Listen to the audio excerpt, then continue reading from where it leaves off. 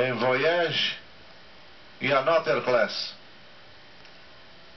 Por dentro, Happiness Forever. Atenção! O pulo começa aqui e Ipanema Beach pulou na ponta. Tocada coloca-se em segundo, são as duas primeiras colocadas. Assim já vão passando pelos primeiros 200 metros, enquanto em Christopher tenta ganhar terreno.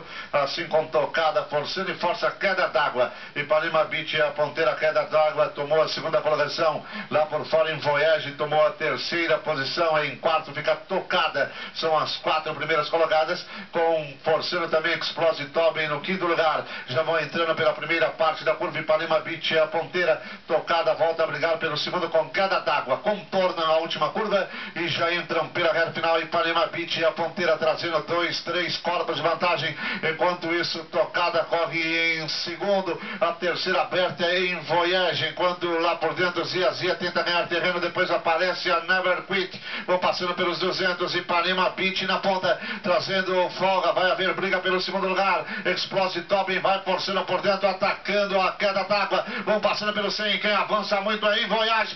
Ipanema Beach atacada por Voyage, que vai emparelhando, domina. Cruza a baixa final.